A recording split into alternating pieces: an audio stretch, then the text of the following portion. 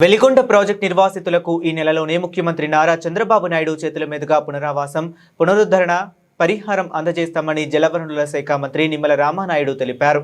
నల్లమల సాగర్ రిజర్వాయర్లో నీటిని నిల్వ చేసేందుకు నిర్వాసితుల పునరావాస కార్యక్రమాల కోసం అదనపు బడ్జెట్లో 905 కోట్లు కేటాయించినట్లు స్పష్టం చేశారు. మంగళవారం అధికారులతో కలిసి దోర్నాలలోని వెలిగొండ ప్రాజెక్టు జంట సొరంగాలను పరిశీలించిన మంత్రి టన్నెల్ లైనింగ్ పనులు, టన్నెల్ బోరింగ్ మిషన్ తొలగింపు పనుల పురోగతిని క్షేత్రస్థాయిలో సమీక్షించారు. హెడ్ రెగ్యులేటర్ల రిటైలింగ్, వాల్, వింగ్స్, రిటర్న్స్ పనులు పూర్తయ్యాయని మంత్రి తెలిపారు. కొల్లం వాగు నుంచి 1 టీఎంసీ నీరు టన్నెల్లోకి చేరేలా చేపట్టిన పనుల్లో భాగంగా 1.80 లక్షల క్యూబిక్ మీటర్ల మక్ తొలగించాల్సి ఉండగా ఇప్పటి వరకు 58,000 క్యూబిక్ మీటర్లు తొలగించామని చెప్పారు. అలాగే టన్నెల్ 1లో నీటి ప్రవాహానికి అడ్డుగా ఉన్న 1.20 లక్షల క్యూబిక్ మీటర్ల మక్లో 40,000 క్యూబిక్ మీటర్లను ఇప్పటికే తొలగించినట్లు వెల్లడించారు. కూటమి ప్రభుత్వం అధికారంలోకి వచ్చిన గత 20 నెలల్లో టన్నెల్ 2లో మొత్తం 7 కిలోమీటర్ల లైనింగ్ పనుల్లో 5.5 కిలోమీటర్లు పూర్తి చేశామని, మిగిలిన 1.5 కిలోమీటర్ల పనులను జూలై చివరి నాటికి పూర్తి చేసేలా చర్యలు తీసుకుంటున్నామని తెలిపారు. గత 5 ఏళ్లలో హైకోర్టు ఆదేశాల మేరకు టన్నెల్ 2లో చిక్కుకుపోయిన టన్నెల్ బోరింగ్ మిషన్ వెలికితీత పనులను ప్రారంభించామని, మొత్తం 7 కంపార్ట్మెంట్లలో 3 కంపార్ట్మెంట్లను ఇప్పటికే బయటకు తీసుకువచ్చామని పేర్కొన్నారు. ఈ కార్యక్రమంలో Markapuram MLA Kandula Narayana Reddy, Yerragondapalem TDP incharge Erikshan Babu, జలవనరుల శాఖ సలహాదారు M Venkateswararao, Veligonda project CE Ramesh Babu, SE Abu Talem తదితర అధికారులు, ఏజెన్సీ ప్రతినిధులు పాల్గొన్నారు.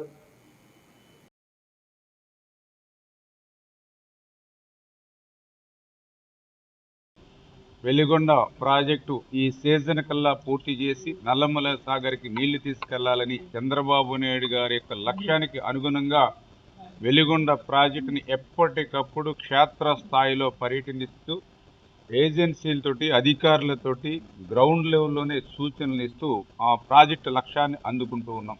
అందులో భాగంగానే ఈరోజు కూడా వెలిగొండకు సంబంధించి మన హెడ్ రెగ్యులేటర్ పనులు ఏవైతే ఉన్నాయో అన్నీ కూడా మన మే నెలకి కంప్లీట్ చేయడం జరిగింది.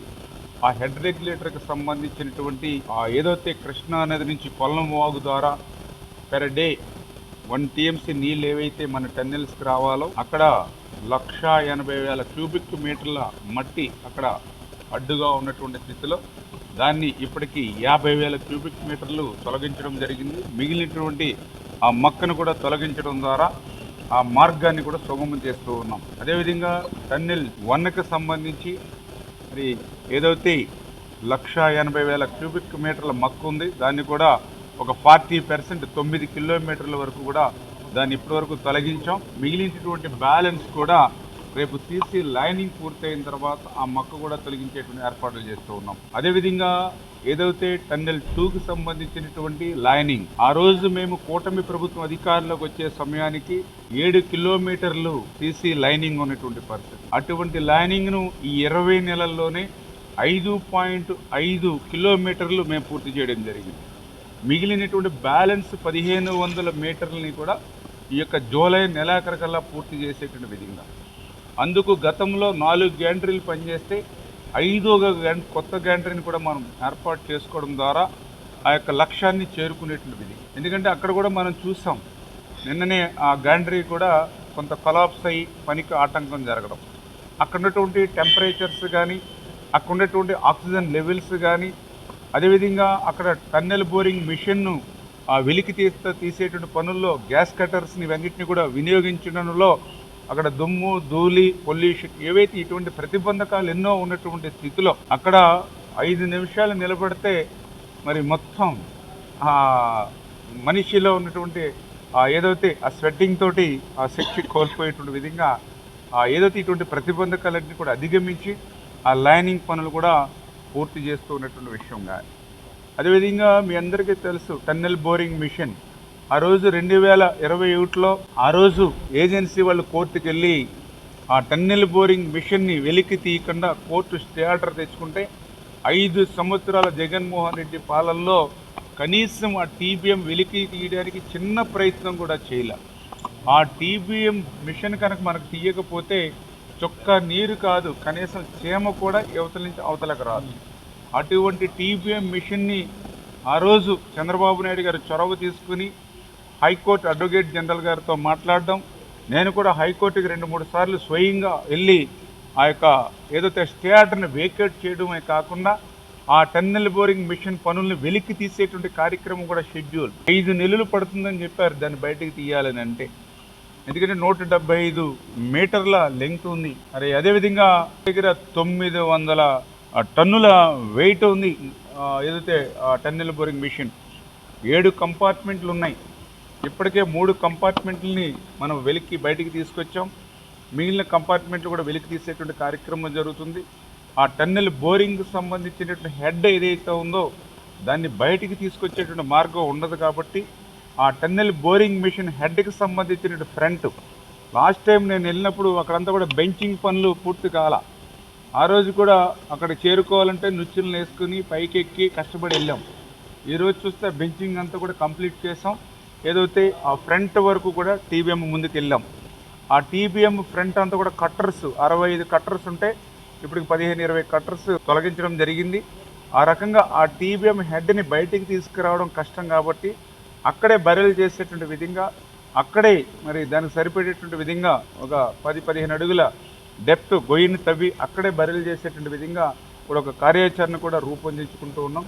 అంటే ఈ రకంగా ఇంత క్లిష్టమైనటువంటి ఇంత కష్టమైనటువంటివి ప్రతి నిత్యము కూడా పనిచేసేటువంటి కార్మికుడి దగ్గర నుంచి ఏజెన్సీ దగ్గర నుంచి అధికారుల వరకు కూడా ఎంతో ప్రమాదాలని ఎదుర్కొంటూ అక్కడ పనిచేయవలసినటువంటి పరిస్థితి. మేము అక్కడ మాట్లాడుతున్నప్పుడు కూడా పైన ఏదైతే కొలాప్స్ అయ్యే పరిస్థితి ఉంది. మొన్ననే అక్కడ పడ్డాయి పైనుంచి కొంచెం ఎదరగొచ్చి నుంచోండి అంటే ఇట్లా క్షణం కూడా భయంతో ఉన్నటువంటి స్థితిలో కూడా ఇంత వేగంగా అక్కడ పనులు చేయగలుగుతున్నాము అని అంటే ఒక్కటే లక్ష్యం.